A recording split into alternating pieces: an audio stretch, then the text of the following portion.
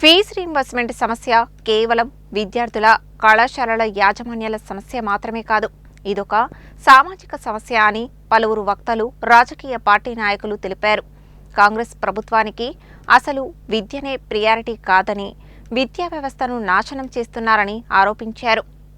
పెండింగ్లో ఉన్న ఫీజు రీయింబర్స్మెంట్ను విడుదల చేయాలని డిమాండ్ చేస్తూ బీఆర్ఎస్ రాష్ట్ర నాయకులు కంటెస్టెడ్ గ్రాడ్యుయేట్ ఎమ్మెల్సీ ఏనుగుల రాకేష్ రెడ్డి ఆధ్వర్యంలో నల్గొండ పట్టణ కేంద్రంలో రౌండ్ టేబుల్ సమావేశం నిర్వహించారు. రాష్ట్రంలో విద్యా వ్యవస్థను కాపాడటమే లక్ష్యంగా ఉమ్మడి నల్గొండ జిల్లాలోని వివిధ రాజకీయ పార్టీల ప్రతినిధులు, విద్యార్థి సంఘాల నేతలు, కుల సంఘాలు, ప్రజా సంఘాలు, ప్రైవేటు కళాశాలల యాజమాన్యాలు, మేధావులు పెద్ద ఎత్తున హాజరై పెండింగ్ బకాయిలు చెల్లించారని డిమాండ్ చేశారు. ఈ సందర్భంగా ఎమ్మెల్సీ కోటిరెడ్డి మాట్లాడుతూ కాంగ్రెస్ పార్టీ అంటేనే సంక్షోభం, కేవలం 30 నెలల పాలనలోనే రాష్ట్రంలో అన్ని వ్యవస్థలను సర్వనాశనం చేశారన్నారు. పెండింగ్లో ఉన్న ఫీజు రీయింబర్స్మెంట్ను విడుదల చేసేదాకా బీఆర్ఎస్ పార్టీ విద్యార్థులకు, కళాశాల యాజమాన్యాలకు అండగా ఉంటుందన్నారు.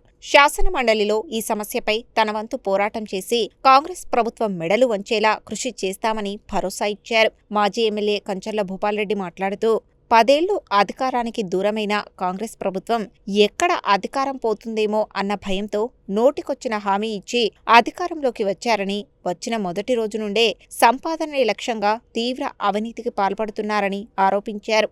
నల్గొండ మంత్రి, ఎమ్మెల్యేలు హైదరాబాద్ నుండి ఇక్కడికి ఒక్కో టూరుకు 15 లక్షలు ఖర్చు పెట్టి హెలికాప్టర్లో తిరగడానికి డబ్బులు ఉన్నాయి, కానీ విద్యార్థులకు చెల్లించడానికి లేవా అని తీవ్రంగా ధ్వజమెత్తారు.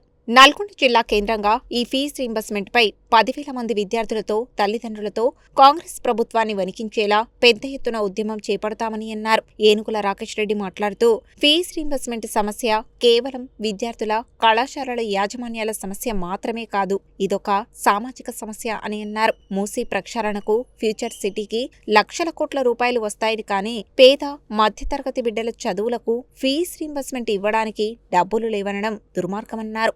అందాల పోటీలకు, మనవడి కోసం ఫుట్బాల్ మ్యాచ్కు, పేపర్ యాడ్లకు, సభలకు, ప్రత్యేక హెలికాప్టర్లకు, ఢిల్లీకి కప్పం కట్టడానికి నిధులు ఉంటాయి, కానీ ఫీజు రీయింబర్స్మెంట్కు నిధులు ఉండవని ఎద్దేవా చేశారు. ఈ రౌండ్ టేబుల్ సమావేశంలో మాజీ ఎమ్మెల్సీ అలుగుపెల్లి నర్సిరెడ్డి, బీఆర్ఎస్ నాయకులు చెరుకు సుధాకర్, మాజీ ఎమ్మెల్యే నోముల భగత్, మాజీ మున్సిపల్ చైర్మన్ సైదిరెడ్డి, బీసీ సంఘం నేతలు, ప్రజా సంఘాలు, మిరియాల యాదగిరి, దుడుకు లక్ష్మీనారాయణ, జనార్దన్ గౌడ్, చినపాక లక్ష్మీనారాయణ, రఫీ, పాలడుగు నాగార్జున, రాకేష్ రెడ్డి, ప్రైవేటు డిగ్రీ కళాశాలల యాజమాన్యాల సంఘం రాష్ట్ర కమిటీ సభ్యులు మారం నాగేందర్, హనుమంతు యాదవ్, జూనియర్ కళాశాలల సంఘం మల్లారెడ్డి, రాజేందర్ రెడ్డి, రాపోలు శ్రీజ, విద్యార్థి సంఘాల నేతలు, బీఆర్ఎస్వీ నేతలు నాగార్జున, షోయబ్, రమేష్, వాడపల్లి నవీన్, పురుషోత్తం యాదవ్, స్వేరోస్ రాష్ట్ర ఉపాధ్యక్షులు సురేష్, ఎంఎస్ఎఫ్ అధ్యక్షుడు సుధీర్, ఎస్ఎఫ్ఐ జిల్లా అధ్యక్షులు ఆకారపు నరేష్, డివైఎఫ్ఐ జిల్లా కార్యదర్శి మల్లం మహేష్, దేవేందర్ రెడ్డి, పిల్లట్ల రవి తదితరులు పాల్గొన్నారు. విద్యార్థుల భవిష్యత్తు కోసం మరి ఈ యొక్క రేవంత్ రెడ్డి గారి మాయ మాటలు ఏ విధంగా ప్రజలను మోసం చేసి, విద్యార్థులను మోసం చేసి, నిరుద్యోగులను మోసం చేసి, రైతులను మోసం చేసి, మహిళలను మోసం చేసి, పింఛన్దారులను మోసం చేసి, ఉద్యోగస్తులను మోసం చేసి, విద్యార్థులను మోసం చేసి, మరి ఈ తెలంగాణలో ఉన్నటువంటి సంపన్న జాతులందరూ కూడా మోసం చేసి అబద్ధాలు చెప్పి, ఆ రోజే మరి ఆయన ప్రెస్ మీట్లోనే చెప్పిండు, నేను అన్ని అబద్ధాలే ఆడతా, ప్రజలు కూడా అబద్ధాలు చెప్పే వాళ్ళని నమ్ముతారు, అబద్ధాలు చెప్పే వాళ్ళని నమ్మి రేపు నాకు అధికారం ఇచ్చిన తర్వాత నేను మళ్ళీ అన్ని అబద్ధాలు చేస్తా, మీకు ఆ రోజు చూస్తా, వీలైతే నేను చేయగలిగితే చేస్తా, లేకపోతే ముందే చెప్తున్నా నేను ఏం చేయాలి, నేను అన్ని అబద్ధాలు చేస్తాను. మరి ఆయన చెప్పిన ప్రతి అంశాన్ని కూడా మరి ప్రజలు కూడా అబద్ధం ఆడుతా అని చెప్పిన తర్వాత కూడా ఆడేకి అవకాశం ఇచ్చి ఈ రాష్ట్ర ముఖ్యమంత్రిగా బాధ్యతలు ఉపయోగిస్తే మరి ఈరోజు ఆయన అన్న మాటలే ముందుకు తీసుకుపోతున్నటువంటి సందర్భాన్ని మీకు అందరూ కూడా గుర్తు చేస్తున్నాను. నేను వాస్తవానికి అదో ఒకసారి ఆలోచన చేయండి.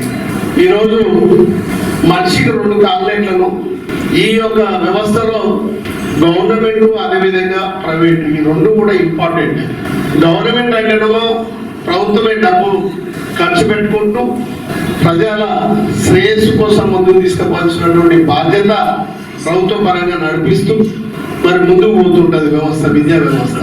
మరి అదేవిధంగా రెండో వైపు రెండో కన్ను ఈ రాష్ట్రంలో ఉన్నటువంటి ఈ దేశంలో ఉన్నటువంటి నిరుద్యోగులందరూ కూడా ప్రభుత్వాల వల్ల కానీ ఇంకొక విధంగా కానీ అవకాశాలు రానప్పుడు జీవితాన్ని ముందుకు తీసుకుపోవాలన్నప్పుడు ఏదో రకమైనటువంటి కార్యక్రమంలో ముందుకు పోవాలంటే మరి విద్యా వ్యవస్థ కూడా ఇంపార్టెంటే.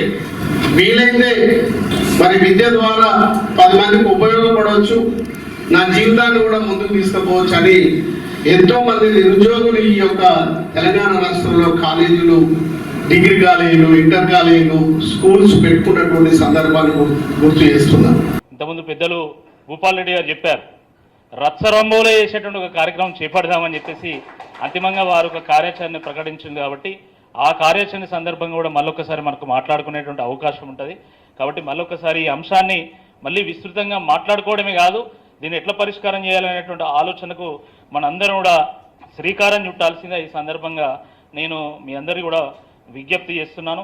మిత్రులారా, మేము వేరే జిల్లాల్లో పెట్టినప్పుడు కూడా చాలామంది చాలా విషయాలు మాట్లాడారు, చాలా విలువైనటువంటి సూచనలు వచ్చినాయి. ముఖ్యంగా ఖమ్మంలో పెట్టినప్పుడు అయితే దాదాపు లెఫ్ట్ పార్టీలు అన్నీ కూడా సిపిఐ కావచ్చు, సిపిఎం కావచ్చు, న్యూ డెమోక్రసీ కావచ్చు, ఎంఎల్ న్యూ డెమోక్రసీ కావచ్చు, వాళ్ళ విద్యార్థి సంఘాలు, వాళ్ళ యువజన సంఘాలు కూడా చాలామంది పాల్గొన్నారు. చాలా విలువైనటువంటి ఒక సూచనలు కూడా వచ్చినాయి.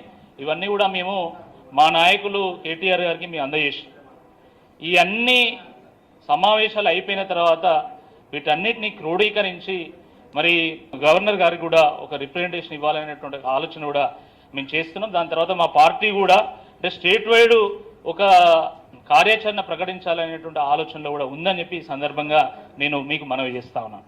చాలామంది చాలా విషయాలు మాట్లాడారు. మొన్న ఒక రౌండ్ టేబుల్ సందర్భంగా ఒక నాయకుడు మాట్లాడినటువంటి మాట మీ అందరికీ గుర్తు చేస్తున్నాను. ఆయన ఏమన్నాడంటే, ఇన్ని రోజులు ఫీజు రీయింబర్స్మెంట్ ఉంది కాబట్టి ఆడపిల్లల్ని కూడా ఇంజనీరింగ్ చేయించడము, మెడిసిన్ చేయించడము, డిగ్రీ చదివించడము, పీజీ చదివించడము, కానీ ఫీజు రీయింబర్స్మెంట్ ఒకవేళ కనుక ఆగితే, ఎందుకంటే ఈ రోజుల్లో ఇంజనీరింగ్ విద్య అనేది చాలా ఖరీదైనటువంటి కార్పొరేట్ ఇంజనీరింగ్ కళాశాలలో ఒక్క సంవత్సరానికి 3 లక్షల రూపాయలు తీసుకుంటున్నారు. 3 లక్షల రూపాయలు, దాని డొనేషన్ అనుకోండి, ఫీజు అనుకోండి, ఏదైనా కావచ్చు. అంటే ఇంజనీరింగ్ పూర్తి చేయాలంటే ఒక 10 నుంచి 15 లక్షలు కావాలి. కాబట్టి ఒకవేళ ఫీజు రీయింబర్స్మెంట్ ఆగితే ఈ 10 లక్షలు 15 లక్షలు పెట్టి చదివించే బదులు ఇంకో 10 లక్షలు యాడ్ చేసుకుంటే నా బిడ్డ పెళ్ళి అయిపోతుంది, నేను ఎందుకు చదివించాలి అనేటువంటి ఆలోచనకు వస్తారు తల్లిదండ్రులు. కాబట్టి ఇంకా ఆడపిల్లలు ఎవ్వరు కూడా ఇంజనీరింగ్ కానీ, మెడిసిన్ కానీ, పీజీలు కానీ చేయరు. ఆడపిల్లలు కేవలము ఇంటర్ వరకే పరిమితం అవుతారు అని చెప్పినటువంటి ఒక మాట ఈ సందర్భంగా గుర్తు చేయదలుచుకున్నాను.